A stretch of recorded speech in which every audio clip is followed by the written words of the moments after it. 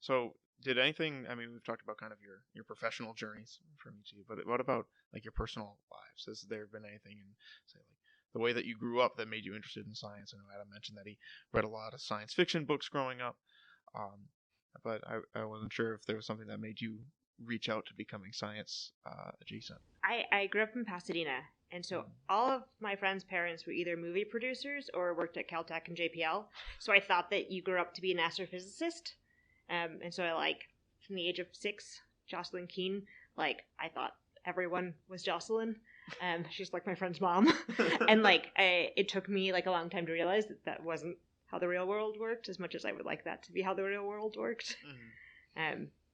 And I'm just really inspired by kind of looking at the system pieces of, well, we made this discovery 50 years ago, and then it was forgotten, and then someone unearthed that paper, and now technology's changed in a way that we can use it meaningfully, and all of the ways that we've progressed over the last several hundred years as a species.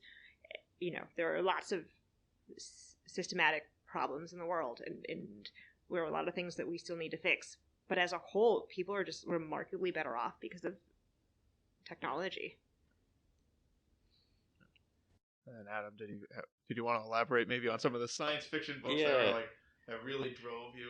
I would say I had somewhat similar kind of my parents were not scientists, but it was close enough that I kind of had a glimpse of it, which is maybe allows a more idealized view or something. That's kind of the science fiction books are what's the real thing.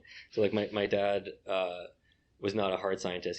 He was an amateur astronomer. He had a telescope and stuff.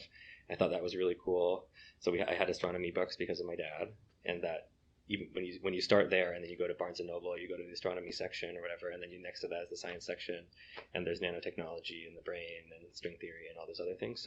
So I had all those things, and none of the kind of I'm struggling to get tenure or God, this experiment is so hard. I had this very idealized view of it, and I read a bunch of sci-fi books, Arthur C. Clarke and Werner Vinge and all these other great ones. Yeah.